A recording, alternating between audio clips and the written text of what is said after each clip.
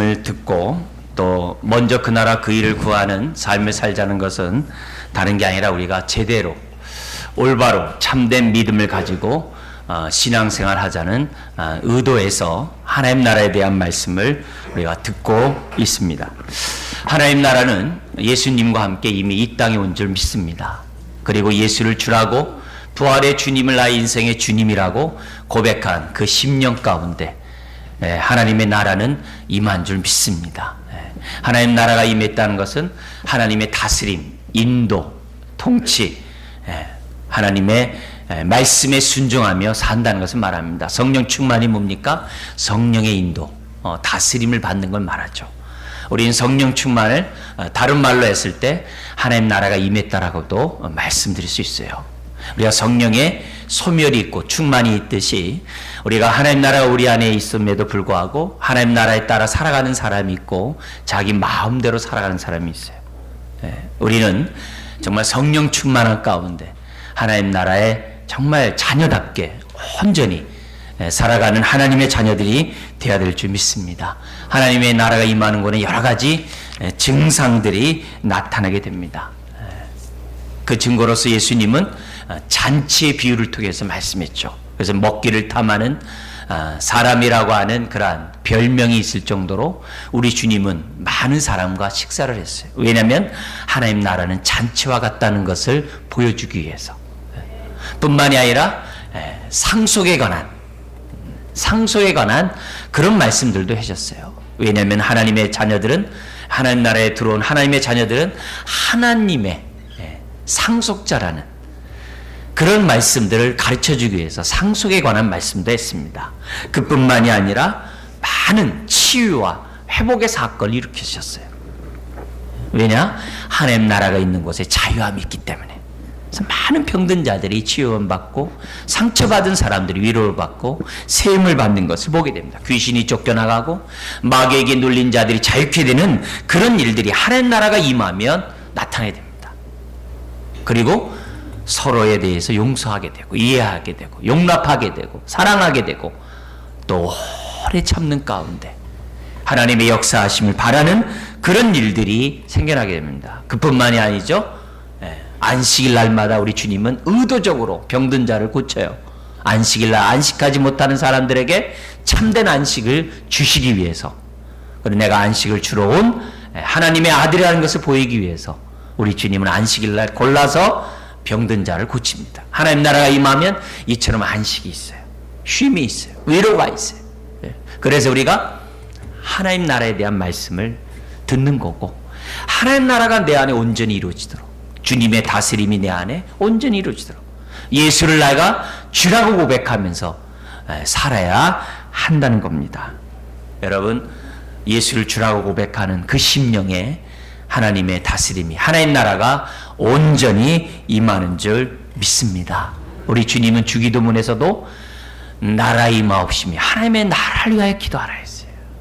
주기도문의 핵심이 하나님 나라예요.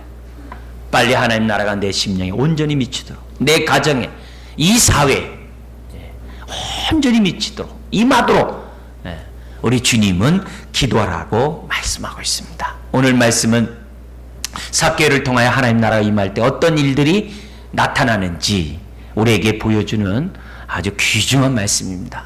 그래서 우리가 하나님 나라를 경험한 삭개의 모습을 보면서 내 신앙의 현주소를 점검해야 됩니다. 내가 제대로 믿고 있는지, 올바로 믿고 있는지, 올바른 믿음이 있는지. 올바른 믿음 내가 믿으나 그게 아니라 하나님 나라가 내 안에 나타났느냐, 하나님 나라가 내 안에 임했느냐가 참된 믿음. 내 생각에 있는 게 아니에요. 내가 하나님의 말씀에 따라서 하나님 나라 백성답게 살 때 내가 참된 믿음을 가졌느냐 안 가졌느냐를 알 수 있는 것이지, 내 중심에서, 내 확신 속에서 내가 참된 믿음을 갖고 있다. 아닙니다. 하나님의 입장에서 얼마나 참된 믿음을 갖고 있는지 삭개를 통해서 저나 여러분들이 비춰봐야 될 줄 압니다. 우리 주님은 예루살렘을 향해서 지나가고 계셨습니다. 예루살렘을 가시기 위해서 여리고 성이라는 한 성을 지나가셔야만 했습니다. 여리고는 지중해 우리 수면과 봤을 때 약 한 200m가 낮은 지역입니다. 갈릴리 호스라는 그 지역은 지중해 연안과 비교해 보면 한 200m 정도 낮습니다. 반면에 예루살렘은 또 700m가 넘습니다. 그러니까 여리고에서 예루살렘까지는 한 1000m가량 됩니다. 우리 대모산보다도 한 3배 이상 정도 되겠죠? 그 지역을 이렇게, 가파른 어떻게 보면은 산을 갔다가 올라가야지만이, 물론 꼬불꼬불 가면서 좀 편하게 올라갑니다만, 올라가야지만 갈 수 있는 곳이 예루살렘이에요. 근데 저 북쪽 갈릴리에서 남쪽으로 예루살렘으로 올 때는 주로 요단강을 건너가지고 다시 요단강 쪽으로 해가지고 여리고성으로 올라가는 것이 많은 유대인들이 지나가는 길목이었습니다. 이미 예수님에 대한 소문은 자자했고 유대 전 지역에 예수님의 일거수일투족이 뉴스거리였어요. 근데 그 여리고성을 지나가는데 그 여리고성에 누가 살았느냐? 2절에 보니까는 삭개오라는 사람이 살았는데 그는 세리장이요 부자라 그랬어요. 세리장이라는 것은 세금을 걷어들인 사람들의 우두머리라는 거죠. 우두머리라는 거죠. 그리고 7절에 보니까 그의 핸디캡이 있는데 키가 작았다 그래요. 키가 작았지만 그는 세리장이었고 부자였습니다. 주님이 여리고성을 지난다는 소문이 삭개오에까지 들렸어요. 보고자 했지만 많은 사람이 몰려들고 자기가 키가 작은 연고로 볼 수가 없었다 그래요. 그래서 주님이 지나가는 그 길목 앞서가서 주님을 보고자 가다가 돌 무화과 나무를 발견합니다. 그리고 삭개오는 돌 무화과 나무 위에 아주 속히 올라가죠. 그래서 주님이 지나가는 모습을 보려고 하고 있습니다. 근데 지나가던 주님이 그냥 지나가는 게 아니라 자기 앞에 다가와서 쳐다보시면서 말씀합니다. 뭐라고 얘기하냐면 5절에 예수께서 그곳에 이르사 쳐다보시고 이르시되 삭개오야 속히 내려오라. 내가 오늘 내 집에 유하여야 하겠다. 그러자 삭개오는 너무나도 기쁜 나머지 6절에 급히 내려와. 주님의 말씀을 듣자마자 즉각적인 반응을 한 거죠. 급히 내려와 즐거워하며 영접하거늘.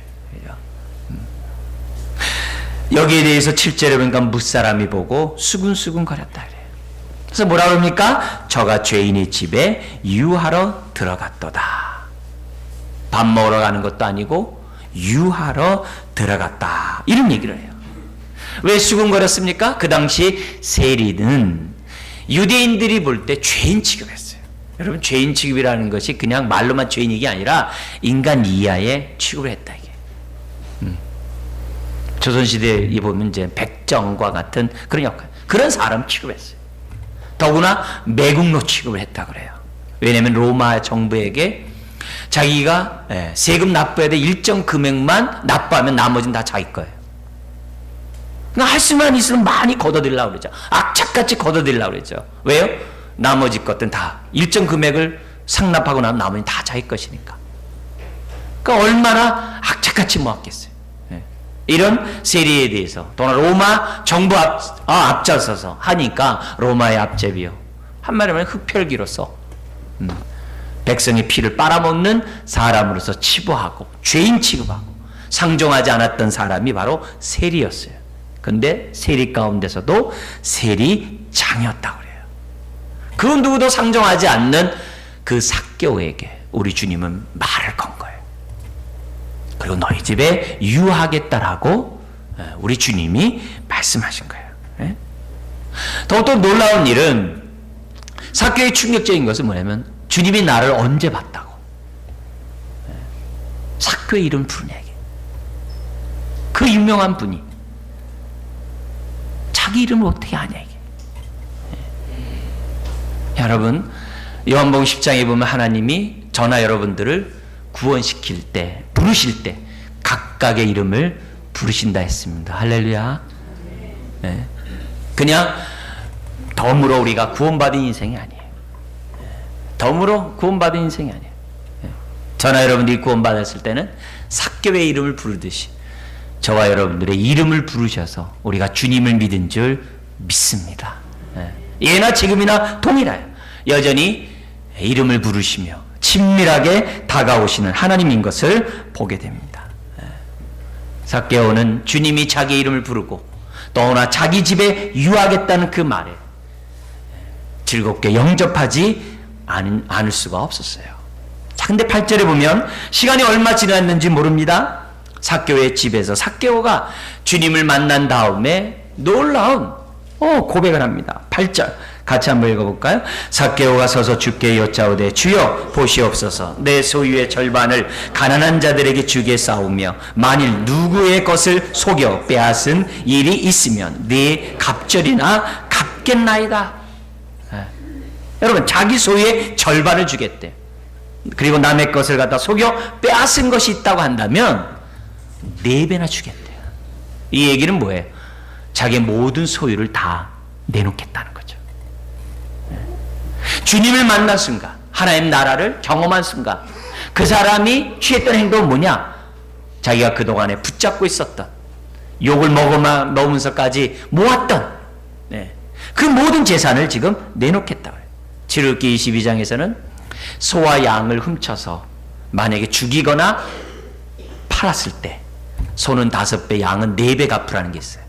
반면에 근데 훔쳤는데 소나 양이 살아있으면 2배만 갚으라고 그래요. 근데 민수기에서는 내가 훔친 것에 대해서 내가 자수를 하면 5분의 1만 갚으면 된다 그랬어요. 그 물건 외에 5분의 1 플러스만 하면 된다 그랬어요. 근데 삭개오는 지금 뭐라 그래요? 소유의 절반을 줄 뿐만 아니라 이렇게 자수한 거 아니에요. 자기가 자원한 거 아니에요. 근데도 4배나 갚겠다라고 얘기를 해요. 그러니까 모든 재산을 지금 다 내놓겠다는 거예요. 이제부터 내가 그동안에 내가 삶의 방식대로 사는 게 아니라 내가 가장 가치 있게 여겼던 물질을 붙잡고 그동안에 살았던 내 인생의 가치관을 내버리고 이제는 새 출발하겠다는 거예요. 우리는 예수를 믿으면 새로운 피조물이라고 그래요. 그래서 감사해요. 기뻐해요. 근데 그런 고백과 달리 오늘 지금 나의 모습이 얼마나 180도 돌아왔냐는 얘기예요. 예수 믿기 전과 믿은 후가 얼마나 달랐느냐가 오늘 이 메시지를 통해서 저나 여러분들이 점검해야 돼요. 만약에 170도만 돌고 10도는 돌지 않고 내가 하나님 믿는다고 한다면 참된 믿음이 아니에요. 어쩜 179도를 돌아도 정말 1도를 돌지 않음으로 인해서 거짓된 신앙일 수도 있어요. 그 한 가지가 없음으로 해서 1도가 없음으로 내가 하나님 앞에 서지 못할 수도 있어요. 삭개오는 180도 불신자 때 삶의 모습과 전혀 다른 180도의 모습을 새로운 피조물로서의 행동을 했다는 거예요. 이제는 내가 주님 뜻대로 살겠습니다. 하나님만 의지하고 살겠습니다. 삭개오의 이런 고백에 그 집안 사람들 놀랐을 거예요. 왜요? 재산을 다 내놓겠다고 하니. 심지어 제자들 가운데서도 놀랬고 이상하게 생겼을 거예요. 생각했을 거예요. 왜 그래요? 마리아가 예수님의 장례를 예비하기 위해서 향유옥합을 깨고 주님의 머리에 붓습니다. 그걸 보고서 가룟 유다를 비롯한 제자들이 아까워했다 그래요. 저걸 300데나리온에 팔아서 가난한 자들에게 줬으면 좋겠다 그랬어요.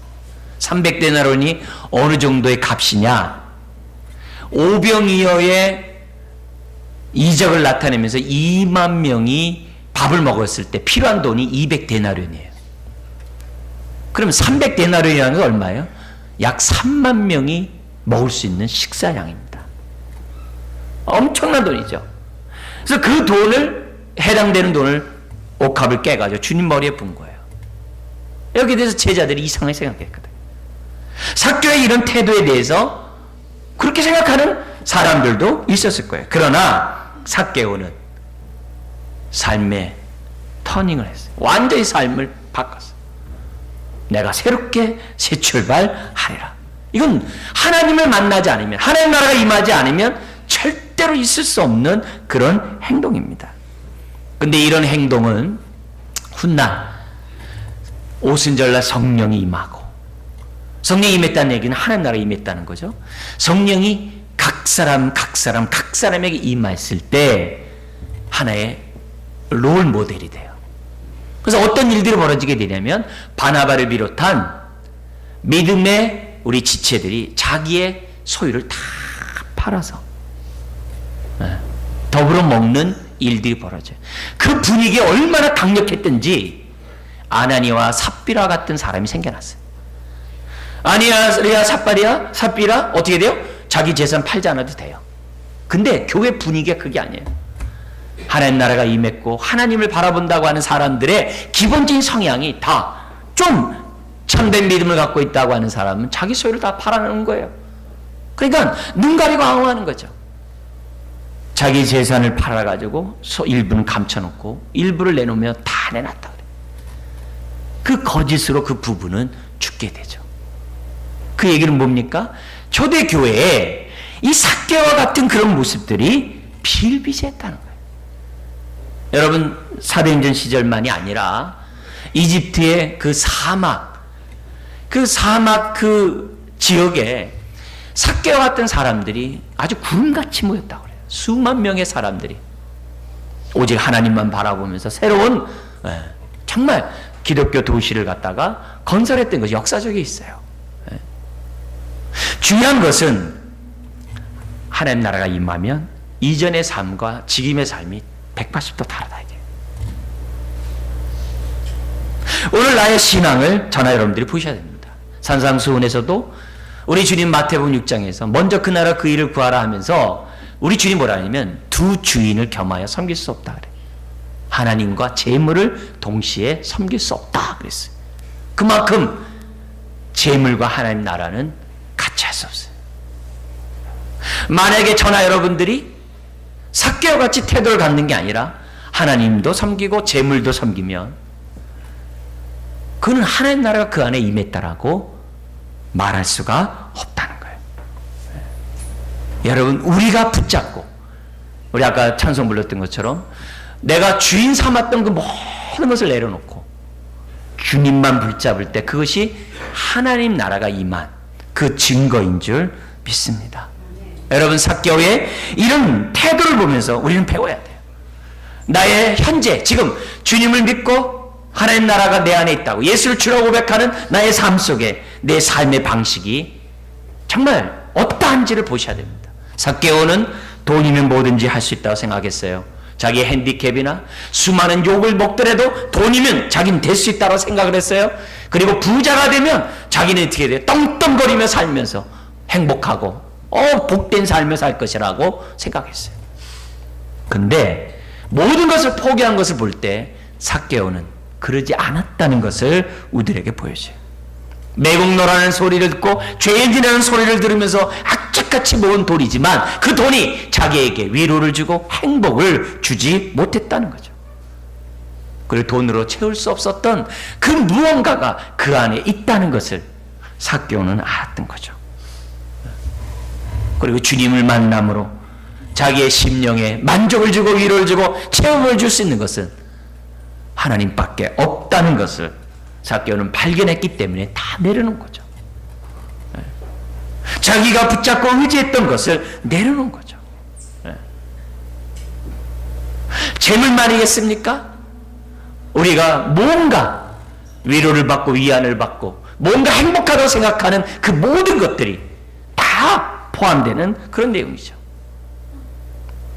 하나님을 떠난 인생은 생수의 근원이신 하나님을 떠나 스스로 생수를 얻고자 웅덩이를 파는 인생과 같다 했어요. 그러나 그 웅덩이는 저축하지 못할 터진 웅덩이라 했어요. 그래서 그 공허함을 이루 말할 수가 없어요. 고아와 같은 그 허전함을, 외로움을 사람들은 주님을 만나기 전까지는 채울 수 없다는 것이 진리입니다. 삭개오는 돈으로 채울 수 없었던 그 위로를, 그 평안을 주님을 만남으로 그는 채워지게 됐던 거예요. 그러니 그가 붙잡았던 그 모든 것을 내려놓게 된 거죠. 여러분, 삭개오의 행동을 가볍게 봐서는 안 됩니다. 예나 지금이나 사람들은 물질을 중시 여기게 되어 있습니다. 우리 바로 그 앞에 있는 한 장, 우리 18장에 보면 18장 18절 이하에 보면 어떤 사람이 등장합니까? 여기 보면은 부자, 관원이 등장합니다. 젊었어요. 근데 관원이에요. 관원일 뿐만 아니라 뭐라 그래요? 부자였습니다. 부자일 뿐만 아니라 그는 어떻게 돼요? 뭔가 영생을 얻고자 하는 그 열망이 강했어요.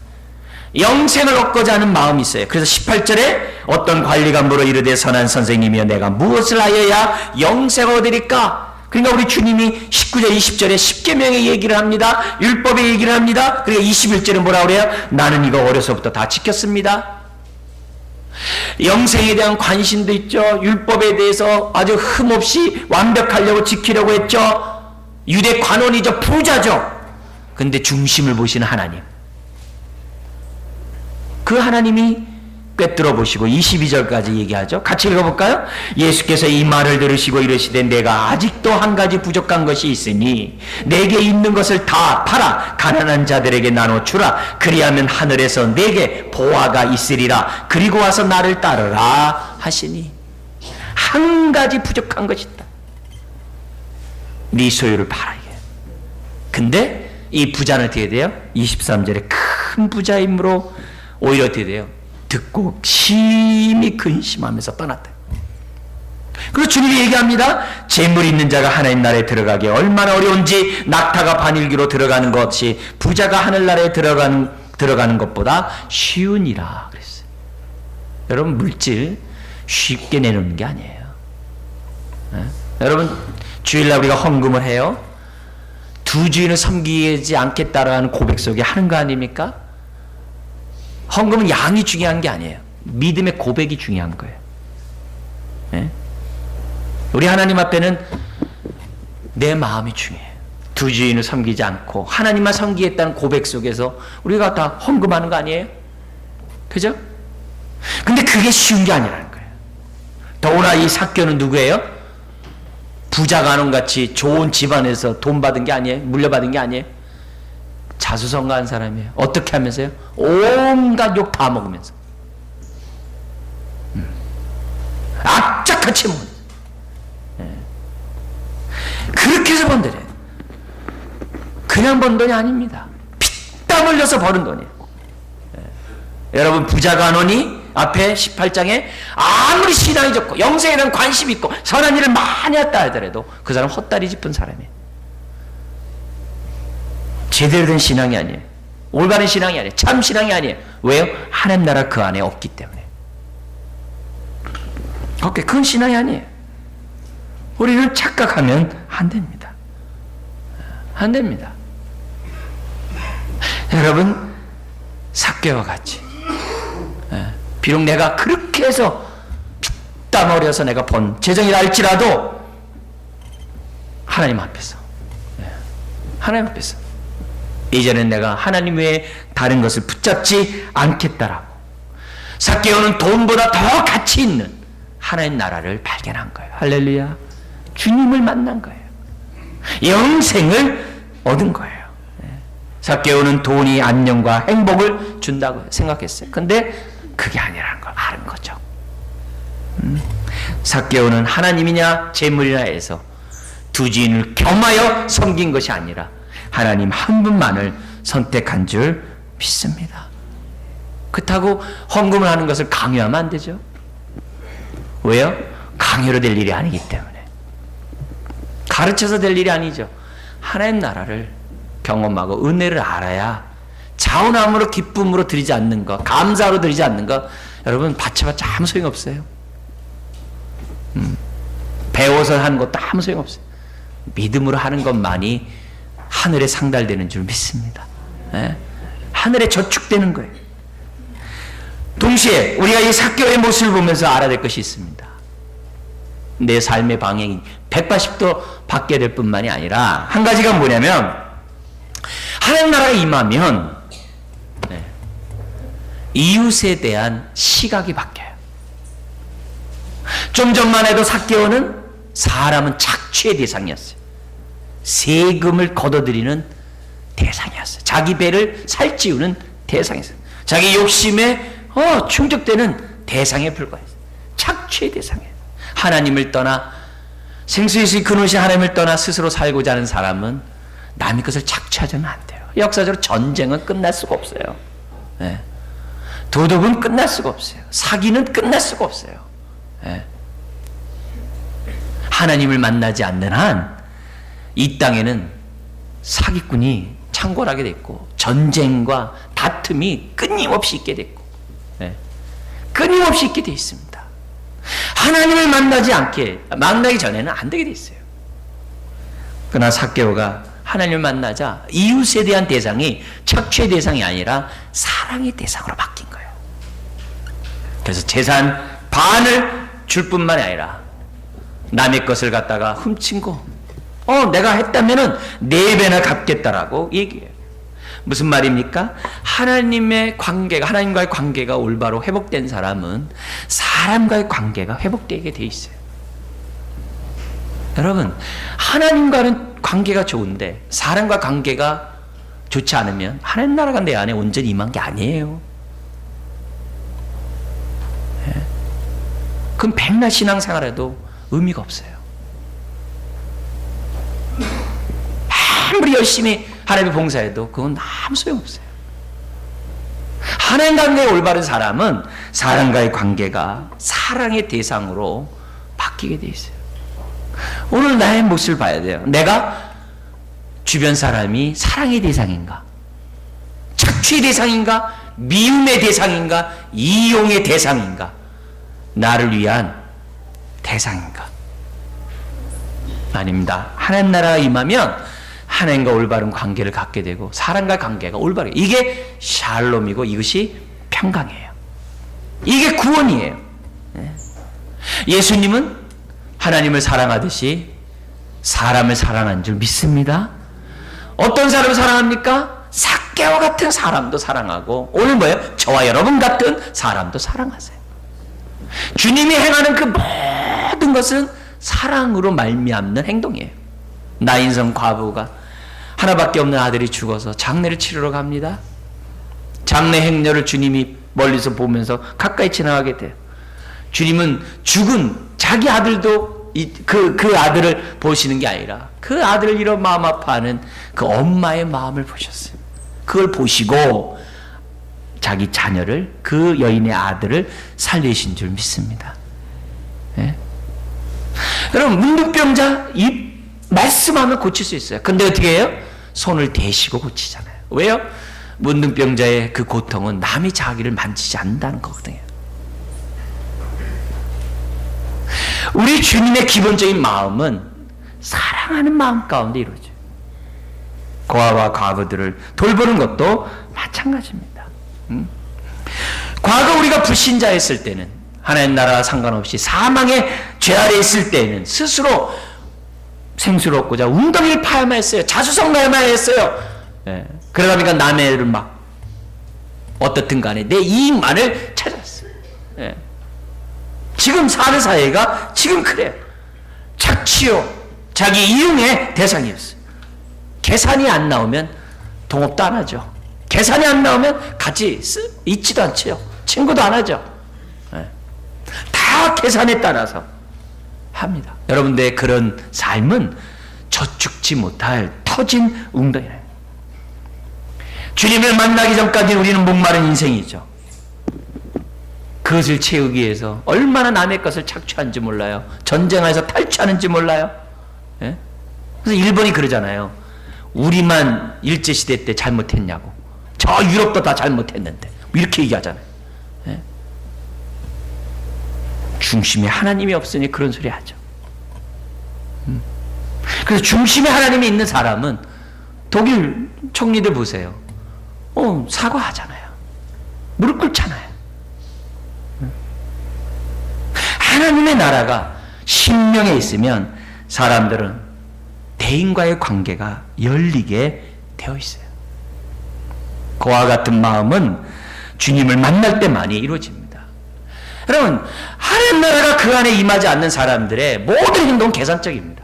그러니까 결혼도 계산적으로 하죠. 그러니 그 결혼 생활이 얼마나 지옥이겠습니까? 사람을 사귀는 것도 계산적이고, 뭘 하든지 계산적이죠. 그러니 그 심령이 얼마나 지옥 같겠어요. 여러분, 재물의 소유욕만이 아니라 모든 부분에서 사람에 대한 소유욕도 똑같아요.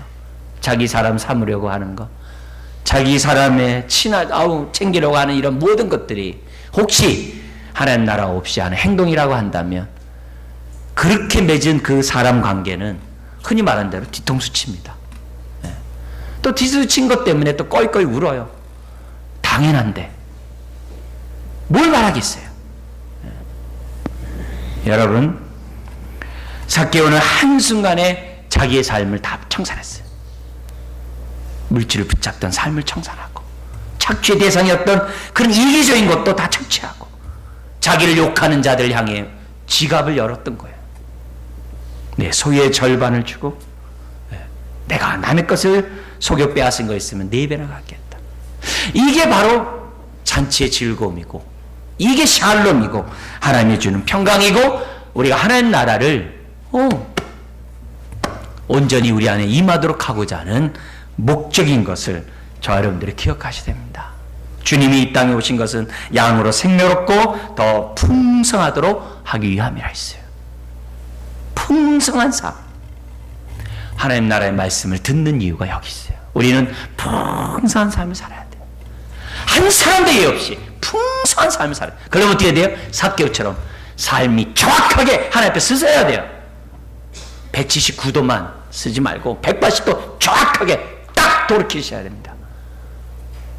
베세메스로 올라가는 그 송아지처럼 좌우로 치우치면 안 돼요. 딱 서야 돼요. 그리고 이웃에 대한 우리들의 태도가 착취의 대상이 아니라 섬김의 대상인 것을 놓쳐서는 안 돼요. 하나님 나라가 내 안에 임하도록 해요. 그래야 우리가 제대로 된 신앙, 다른 말로 하면 좀 수준 있는 참된 신앙을 가질 수 있다는 거죠. 이렇게 결단한 삭개오에게 우리 주님은 어떤 축복을 합니까? 9절 10절 읽겠습니다. 예수께서 이르시되 오늘 구원이 이 집에 이르렀으니 이 사람도 아브라함의 자손임이로다. 인자가 온 것은 잃어버린 자를 찾아 구원하려 함이니라. 여러분, 주님은 우리에게 구원을 베풀 때 이처럼 주도적으로 하세요. 주도권을 가지고 하세요.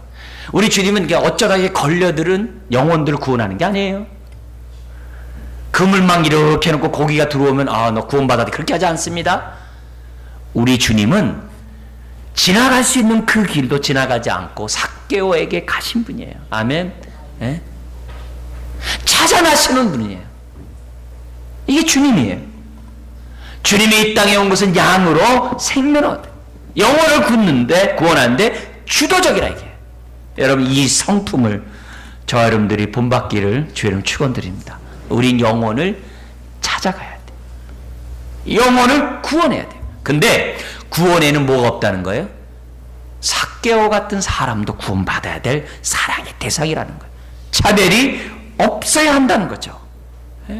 우리 주님은 삭개오 같은 사람도 차별해서는 안 된다는 것을 보여줘요. 하나님 나라가 임하지 않은 사람은 차별합니다.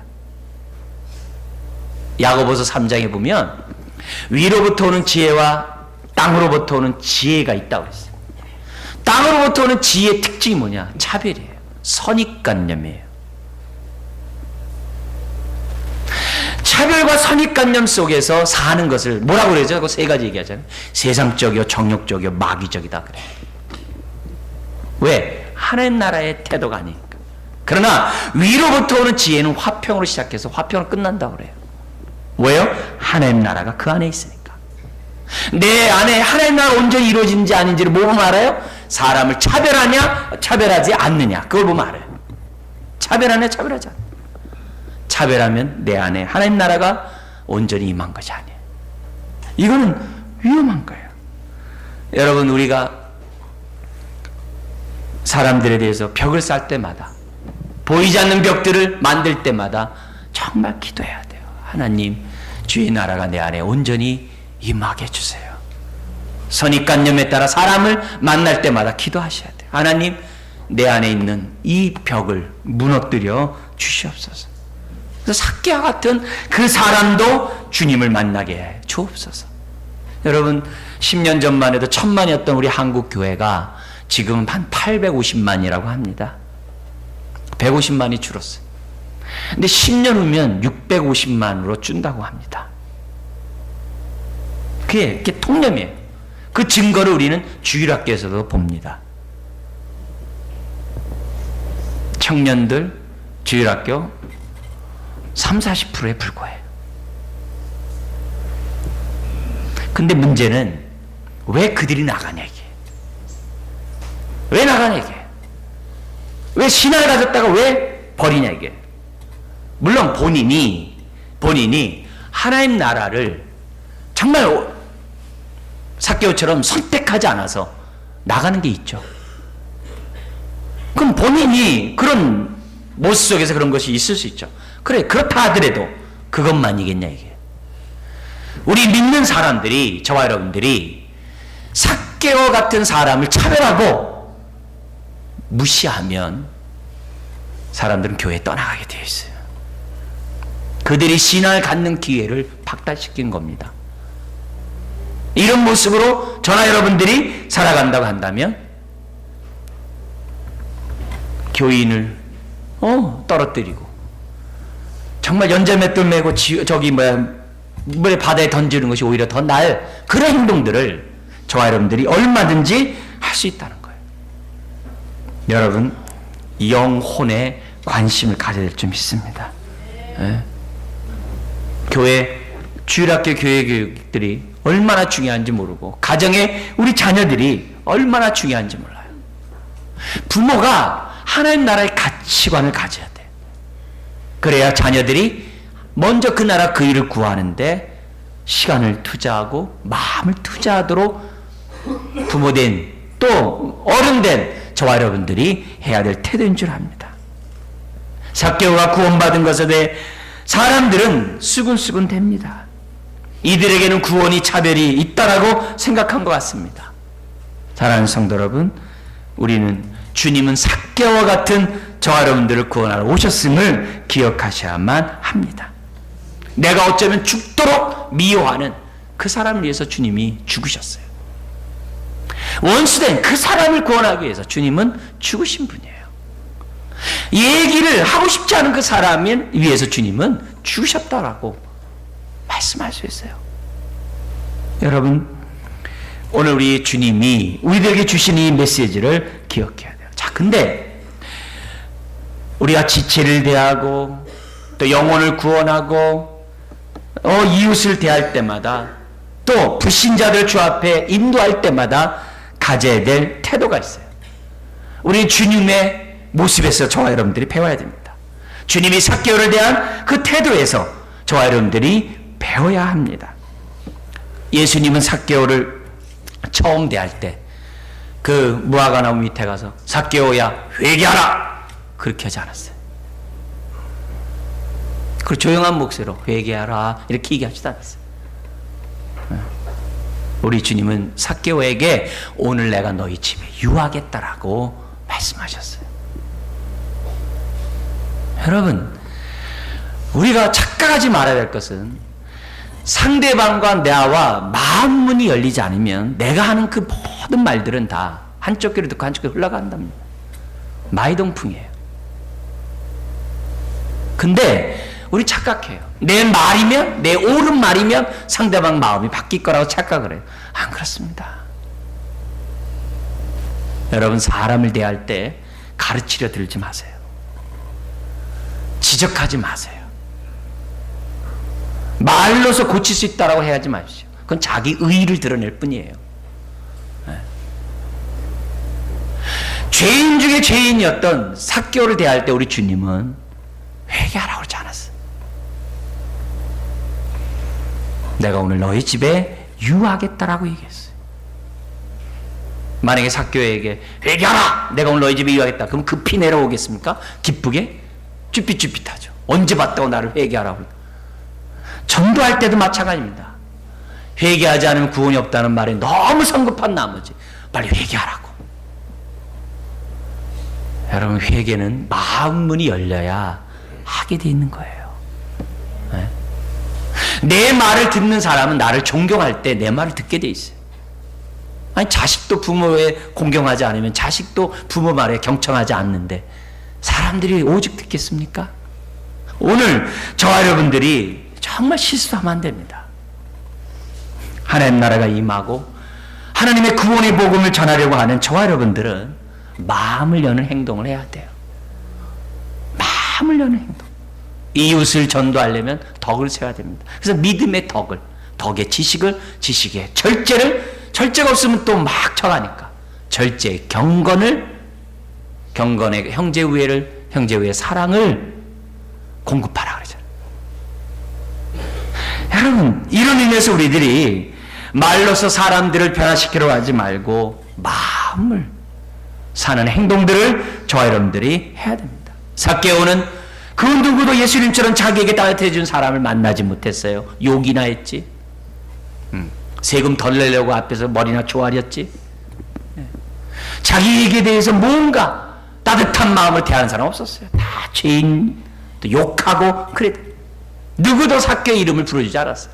그러나 우리 주님은 부드럽게 따뜻하게 삭개의 이름을 불러주셨어요.